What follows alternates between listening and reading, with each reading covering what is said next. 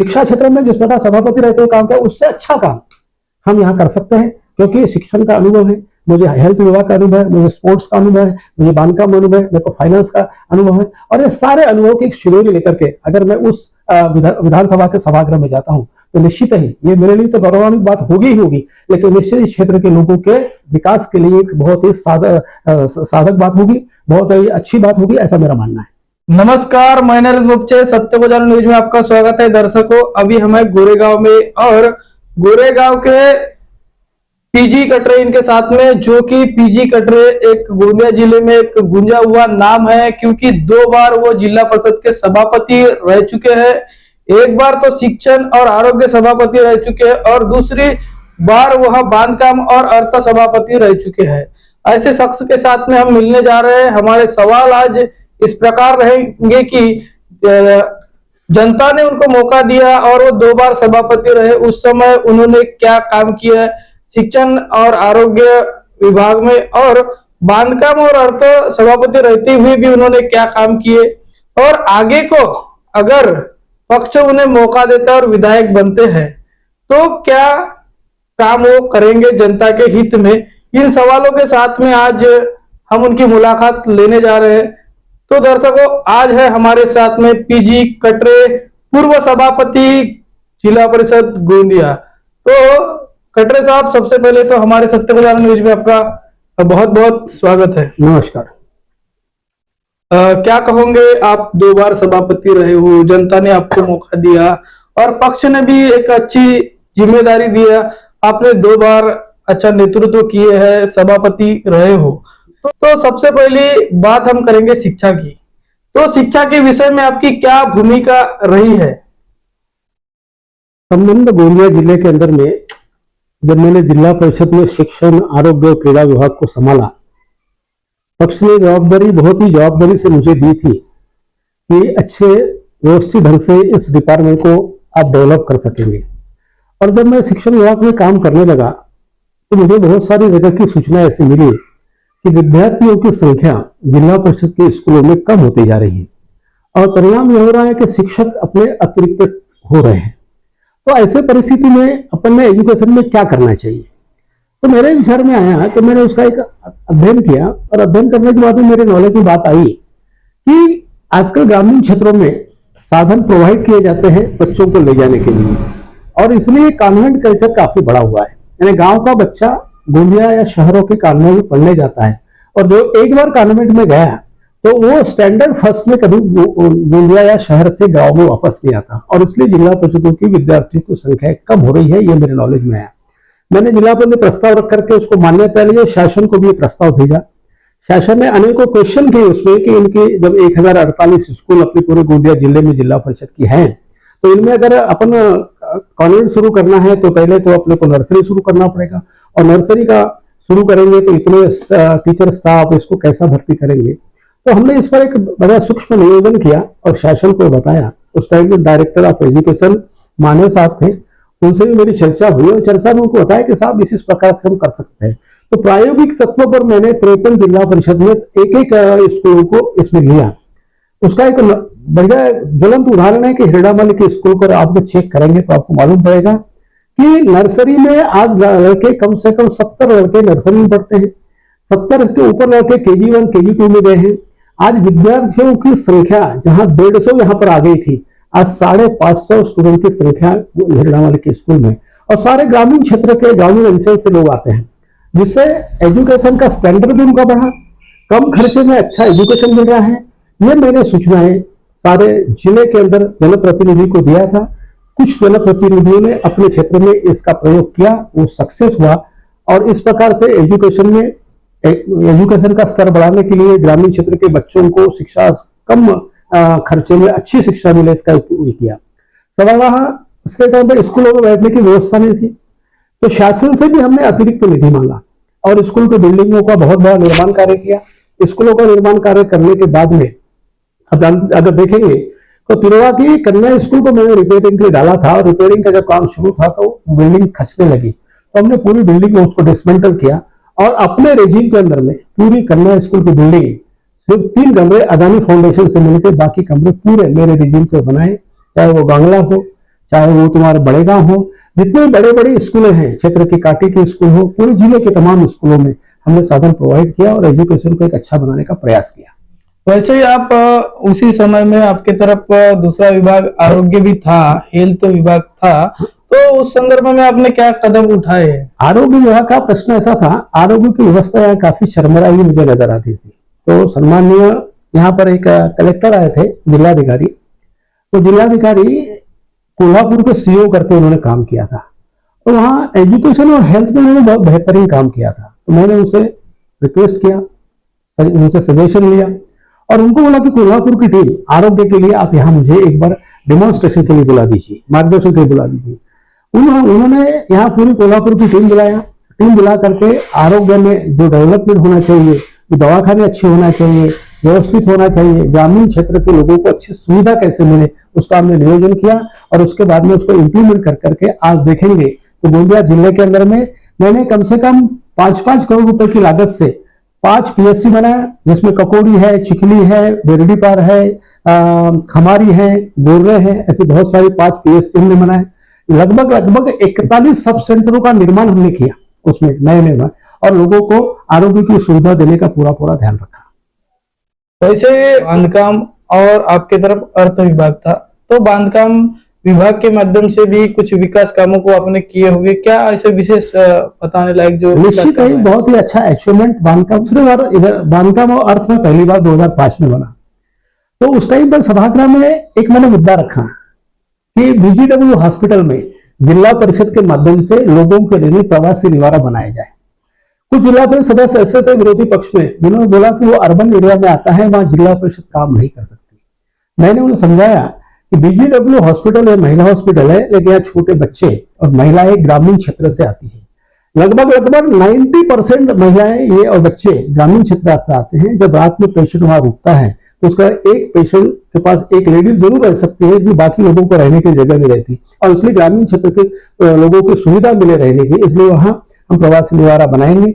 उन्होंने विरोध किया, हमने चैलेंज के साथ में चैलेंज स्वीकार किया कि तुम मंजूरी दो, तो अर्बन एरिया में नहीं बना सकते।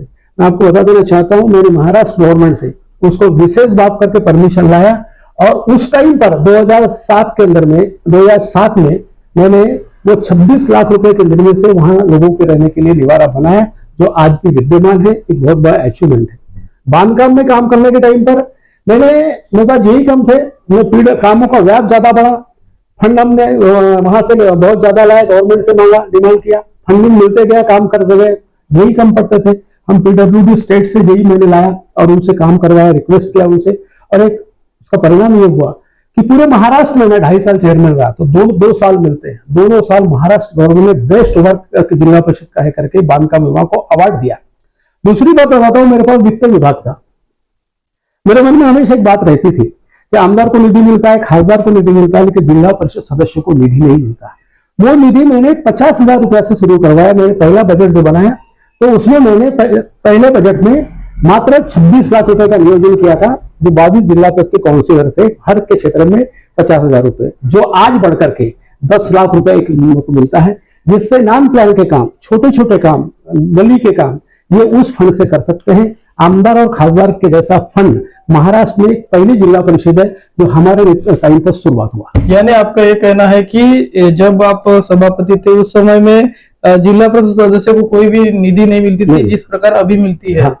सिर्फ आमदार लोगों को उस समय आमदार खासदार को मिलती थी। इसकी पहल आपने किया और वो आज पूरे महाराष्ट्र में लागू है। और महाराष्ट्र में लागू नहीं है, गोंदिया जिला परिषद में लागू है। सिर्फ गोंदिया में, गोंदिया जिला परिषद लागू है, जो 50,000 से हमने शुरू किया था, जो आज 10 लाख में शुरू। तो दर्शकों, आपको विशेष बात यह बताते हैं कि पूरे महाराष्ट्र के अंदर में जो कि सिर्फ गोंदिया जिला परिषद को ही, जिला परिषद सदस्य को निधि उपलब्ध होने की बात जो है हमारे को पूर्व सभापति इन्होंने बताया, जो कि हमें सबको मालूम है कि जिला परिषद सदस्यों को कुछ न कुछ निधि मिलती है, लेकिन कब इसकी शुरुआत हुई, किसने पहल किया, आज हमें पता चला है। सो इस पहल के लिए हम उनको, उनके शुक्रगुजार भी है और हम उनको अपने चैनल की ओर से धन्यवाद भी कहते हैं। धन्यवाद सर इसके आपके पहल के लिए, और सभी जिला परिषद सदस्य भी इस बात से खुश तो हो गई।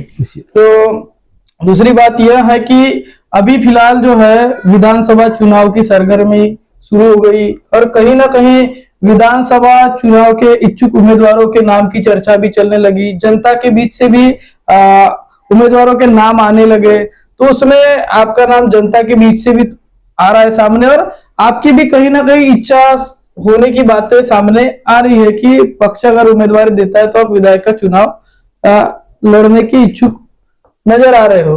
तो क्या वाकई में आप विधानसभा के उम्मीदवारी के तैयारी में हो? निश्चित रूप से विधानसभा का आने वाला चुनाव अक्टूबर महीने में होने जा रहा है। ऐसे आपको बता दूं मैं कि 2014 में मैंने तिरोड़ा विधानसभा का पहला चुनाव लड़ा था। उस टाइम पर राष्ट्रवादी कांग्रेस और कांग्रेस का अलायंस था। नॉमिनेशन डालने के एक दिन पहले अलायंस टूट गया और मेरी कोई विधानसभा की तैयारी उस टाइम पर थी नहीं, लेकिन पार्टी ने, क्योंकि मैं गांव का सरपंच, गांव का उप सरपंच, मैं यूथ कांग्रेस का तालुका का अध्यक्ष संगठन में काम किया था, पार्टी के पास एक चेहरा था। उन्होंने 2014 में मुझे चुनाव लड़ने के लिए बोला, मैंने चुनाव लड़ा, उसमें मुझे 20,000 वोट मिले, मैं 3rd नंबर पर रहा, क्योंकि वो चुनाव में मेरी तैयारी थी नहीं। एट द 11th मुझे चुनाव लड़ना पड़ा। उसके बाद में मैं चुनाव हारा यद्यपि, लेकिन 2015 में फिर मेरे पास जिला परिषद चेयरमैनशिप जब आई तो मैंने पूरे उस क्षेत्र को कॉन्स्टिट्यूट किया, पूरे कांग्रेस के ऑर्गेनाइजेशन को मजबूत किया। 2014 से लेकर के 2019 तक मैंने उस क्षेत्र को प्रिपेयर किया, सभी कांग्रेस के ज्येष्ठ लोगों को साथ में लेकर के। मैंने अकेले नहीं किया, हमने ऐसा नहीं है, सभी कांग्रेस के कार्यकर्ताओं को मैंने ये किया, मोटिवेट किया, और सारे कार्यकर्ताओं ने उसमें सहभाग दिया। और तिरोड़ा के अंदर कांग्रेस मैंने प्रबलता के साथ में, शक्ति के साथ में हमने खड़ी किया। लेकिन 2019 में फिर से वो अलायंस में राष्ट्रवादी को टिकट गई, तो राष्ट्रवादी को टिकट जाने के कारण हम चुनाव नहीं लड़ पाए। लेकिन इस टाइम पर भी महाविकास आघाड़ी चुनाव लड़ने वाली है। हमने पार्टी से आग्रह किया है कि जहां जहां जिस पक्ष की ताकत है उसको उसके उम्मीदवारी देनी चाहिए। तिरोड़ा विधानसभा के अंदर में कांग्रेस की ताकत है, कांग्रेस की शक्ति है, कांग्रेस का कार्यकर्ता सक्षमता से काम करने के लिए तैयार है, और इसलिए हमने आग्रह किया। और उसी परिप्रेक्ष्य में मैंने उम्मीदवारी भी पक्ष श्रेष्ठी को मांगा है। पक्ष श्रेष्ठी ने जो उम्मीदवारी मांगा है, मुझे विश्वास है कि निश्चित रूप से वो कांग्रेस के कोटे में टिकट आएगी, क्योंकि पिछले 3 चुनाव से 2009 में भी राष्ट्रवादी को अलायंस में टिकट थी, हारी थी, तब प्रफुल्ल पटेल राष्ट्रवादी का नेतृत्व करते थे। 2014 में भी जब अलग अलग चुनाव हुए तो वो भी चुनाव हारे, कांग्रेस भी हारी। 2019 में भी प्रफुल्ल पटेल जी के नेतृत्व में फिर वहां अलायंस में टिकट राष्ट्रवादी की गई, तब भी उम्मीदवार लंबे वोटों से हारा। पिछले 3 चुनावों का जायजा लिया जाए तो प्रफुल्ल पटेल के नेतृत्व में जब एनसीपी यहाँ स्ट्रांग थी तब चुनाव हारती थी। आज तो एनसीपी के 2 भाग हो गए, और 2 भाग होने के कारण मैक्सिमम वोटर्स और मैक्सिमम कार्यकर्ता अजित पवार और प्रफुल्ल भाई के साथ में है। शरद पवार जी के साथ में एक बहुत ही गिनती के लोग हैं, और इसलिए उनकी ताकत यहाँ कमजोर है, ऐसा मेरा मानना है। और पार्टी को ये बात मैंने बताई है, अगर पार्टी इस पर गौर करेगी तो निश्चित रूप से यह टिकट कांग्रेस को देगी, और कांग्रेस को टिकट देगी तो हमने मांगा है। उम्मीदवार तो बहुत सारे मैदान में है, पार्टी के में जितने लोग ज्यादा टिकट मांगते हैं, ये पार्टी के अच्छे जलमपना का उदाहरण है कि पार्टी जिंदा है, पार्टी ताकत है, और इसलिए ज्यादा कार्यकर्ता उम्मीदवारी मांगते हैं।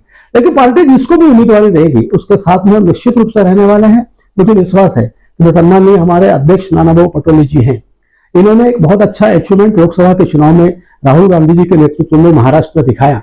एक सीट जहां खासदार थी वहां 13 खासदार चुन के लाया, 14वां भी खासदार इंडिपेंडेंट, वो भी कांग्रेस विचारधारा का था, 14 लोग चुन करके आए।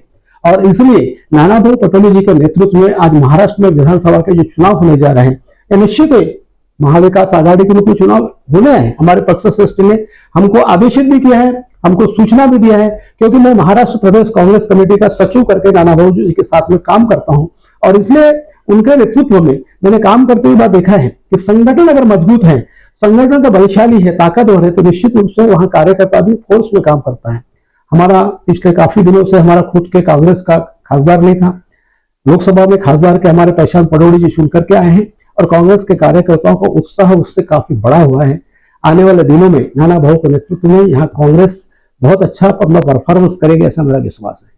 कुछ बातें तो आपने बताई कि पक्ष के लिए आपकी क्या भूमिका रही, लेकिन हम विस्तृत रूप से जानना चाहते हैं कि पक्ष ने जिस प्रकार आपको एक बार विधायक की टिकट दिया, 3 बार कम से कम आप जिला परिषद के चुनाव लड़े, अब 2 बार सभापति रहे, तो इतनी बहुत ज्यादा संधियां जो है एकदम किसी को नहीं मिलती, और जो आपको पक्ष ने दिया, और कहीं ना कहीं प्रदेश कांग्रेस कमेटी के आप सचिव वर्तमान में हो, तो ऐसे में आपकी पक्ष के लिए क्या भूमिका रही, और किस भूमिका को देख के आपको पक्ष टिकट देना चाहिए ऐसी आप अपेक्षा रखते हो? आपने देखा होगा कि गोंदिया जिले में और महाराष्ट्र में 1999 में कांग्रेस का बहुत बड़ा विभाजन हुआ और राष्ट्रवादी यहाँ एक नया पक्ष निर्माण हुआ। हम प्रफुल्ल पटेल जी के साथ में उनके किचन कैबिनेट के रूप में काम किया करते थे। काफी दिनों से मैंने उनके साथ में काम किया। उनका राजनीति में 1985 में गोरेगांव विधानसभा का चुनाव लड़ा, उनके प्रचार की बागडोर भी हमने संभाला था। तब से हर चुनाव में प्रचार की बागडोर पक्ष का काम हम करते हैं। लेकिन 1999 में कांग्रेस उन्होंने छोड़ा और दूसरे पार्टी में गए, तो हमने किसी व्यक्ति के पीछे नहीं गए, हम पक्ष के साथ रहे। उसके बाद में 2019 में एक और ऐसा घटना हुई कि गोपाल दास जी अग्रवाल हमारे के नेतृत्व में उन्होंने उसके बाद में काम किया था। उन्होंने भी कांग्रेस छोड़ा, लेकिन हम कांग्रेस नहीं छोड़े। हम सदैव कांग्रेस सत्ता में रहे या न रहे, पक्ष की ताकत कमजोर रहे या बलशाली रहे, हमने पक्ष के साथ रहा है और पक्ष को जीवित रखने का काम किया है। अच्छे अच्छे नेतृत्व गोंदिया जिले से पलायन किए दूसरे पक्षों में, तब भी हमने कांग्रेस को यहाँ खड़ा करने का काम किया। हम सब लोगों ने, हमारे जैसे सामान्य कार्यकर्ताओं ने किए हैं। और इसलिए मेरा विश्वास है कि मैं गांव के उप सरपंच, सरपंच से लेकर के विविध पदों पर रहा। मैं खरीदी बिक्री संस्था के अंदर में संचालक भी रहा, वहां का मैं प्रशासक भी रहा। और मेरे कार्यकाल में उन्होंने देखा है कि हर जगह एक अच्छा अचीवमेंट, पक्ष को भी उसका फायदा मिला और लोगों को भी उसका फायदा मिला है। और इसलिए मुझे मेरा विश्वास है मेरे पक्ष के ऊपर कि इस वक्त भी वो मुझे जरूर चॉइस करेगी और एक संधि देगी, और संधि देने के बाद में एक अच्छा काम करने का मौका मुझे प्रदान करेगी। अच्छे काम जिस प्रकार आप बोल रहे हो, तो उसमें कुछ आपने कुछ उद्देश्य बनाए होंगे कि भाई मेरे को शिक्षा के क्षेत्र में ये करना है, आरोग्य के क्षेत्र में ये करना है, या बेरोजगारी की, या किसानों के हित में, ऐसे कुछ विशेष मुद्दे जो आप बता सकते हो? बहुत सारी बातें हैं इस क्षेत्र के अंदर में। गोंदिया और जिले में बोलो, अभी गोंदिया जिले की जो बात करूंगा, गोंदिया जिले में सबसे किसानों की जो आंखों में पानी है, उनके खेत में पानी लाने की आवश्यकता है। ये प्रयास लोगों ने जरूर कुछ मात्रा में जरूर किया है। मैं किसी को आक्षेप नहीं कर लगाना चाहता, किसी को आरोप नहीं लगाना चाहता, लेकिन मेरी एक मांग थी कि, और मैंने सदैव अपने पार्टी के सामने और शासन के सामने बात कई बार रखा है कि गोंदिया जिले से जितनी नदियां बहती हैं, उस नदियों को 1-1 किलोमीटर पर अगर रोक दिया जाए तो निश्चित रूप से उनका पानी खेतों में आ जाएगा, वहां से उपसा हो जाएगा। और यह सिस्टम यदि हुआ तो गोंदिया जिला हरित क्रांति का एक बहुत बड़ा क्षेत्र बन सकता है, इसमें कोई दोमत नहीं है। अगर हमको संधि मिली तो निश्चित रूप से ये प्रयास नहीं, इसको हम यशस्वी ढंग से हरित क्रांति लाने का प्रयास करेंगे। दूसरा खेती के लिए पूरक धंधा है दुग्ध व्यवसाय।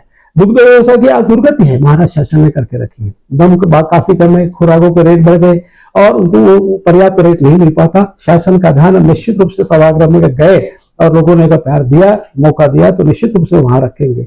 बेरोजगारी का एक ज्वलंत प्रश्न है। यहाँ हिरामाली में MIDC है, कई MIDC है, कारखाने बंद पड़े हैं। MIDC में लोगों को कारखाने ला करके वहां उद्योजकों को बिठा करके यहाँ की बेरोजगारी को दूर करने का प्रयास भी हम किए। शिक्षा क्षेत्र में जिस प्रकार सभापति रहते हुए काम किया, उससे अच्छा काम हम यहाँ कर सकते हैं, क्योंकि शिक्षण का अनुभव है, मुझे हेल्थ विभाग का अनुभव है, मुझे स्पोर्ट्स का अनुभव है, मुझे बांधकाम अनुभव है, मेरे को फाइनेंस का अनुभव है। और ये सारे अनुभव की एक शिरोरी लेकर के अगर मैं उस विधानसभा के सभागृह में जाता हूं तो निश्चित ही ये मेरे लिए तो गौरवान्वित बात होगी ही होगी, लेकिन निश्चित इस क्षेत्र के लोगों के विकास के लिए एक बहुत ही साधक बात होगी, बहुत ही अच्छी बात होगी, ऐसा मेरा मानना है। तो देखा दर्शकों, हमारे साथ में गोंदिया जिला परिषद के पूर्व सभापति, वैसे ही महाराष्ट्र प्रदेश कांग्रेस कमेटी के सचिव PG कटरे थे, और उन्होंने बताया कि जब वो सभापति थे अर्थ बांधकाम, जब वो सभापति थे आरोग्य और शिक्षण, उस समय उन्होंने क्या काम किया, क्या भूमिका उनकी रही, और पक्ष के प्रति भी क्या भूमिका रही जब राष्ट्रवादी कांग्रेस से अलग रही। ऐसे समय में भी जब कांग्रेस के बुरे दिन आए कुछ समय के लिए, उस समय में भी वो कांग्रेस में बने रहे और कभी उन्होंने कांग्रेस के साथ में दगा नहीं किया और कांग्रेस को छोड़ के नहीं गए, और निरंतर उन्होंने कांग्रेस पक्ष के लिए काम किए हैं। तो ऐसे में उनकी अभी अपेक्षा है कि कांग्रेस पक्ष उन्हें उम्मीदवारी देना चाहिए। और दूसरी बात यह भी है कि कहीं ना कहीं ये जो गोरेगांव तिरोड़ा क्षेत्र जो था राष्ट्रवादी को जाता था, लेकिन जिन तथ्य के आधार पर इन्होंने बताया कि जब राष्ट्रवादी के नेता प्रफुल्ल पटेल थे और राष्ट्रवादी एक मुट्ठी थी, तो उस समय में जब राष्ट्रवादी के यहाँ पे उम्मीदवार चुन के नहीं आ सके, तो जब राष्ट्रवादी के दो ग्रुप हो गए, एक अजित पवार का ग्रुप हो गया, एक शरद पवार का ग्रुप हो गया, दो भागों में राष्ट्रवादी बंट चुकी है। तो ऐसे में राष्ट्रवादी तो सहज है कि यहाँ पे चुन के नहीं आएगी। तो ऐसे में इन्होंने अपने आला कमान पक्ष के उनसे निवेदन किया है कि यहाँ पे कांग्रेस को ही जो है ये हिस्सा, ये जो सीट है जाना चाहिए और मुझे टिकट मिलना चाहिए, ऐसा उन्होंने आग्रह आला कमान से किया है। अब देखना ये बाकी रहेगा, क्या ये जो क्षेत्र है ये कांग्रेस को जाता है या नहीं जाता। अगर जाता है तो पूर्व सभापति पीजी कटरे इनको उम्मीदवारी मिलती है या नहीं मिलती, और मिलती है तो जनता उन्हें आशीर्वाद देती है, वो विधायक बनते हैं या नहीं बनते, और बनते हैं तो जो वायदे आज बोले हैं, जो काम करने का उन्होंने आश्वासन दिया है, क्या वो करते हैं या नहीं करते, ये भी एक देखने लायक बात रहेंगी। तो दर्शकों, ऐसे ही खबर के लिए सत्य को जानो न्यूज को देखते रहिए। मिलेंगे अगली खबर में, तब तक के नमस्कार, धन्यवाद।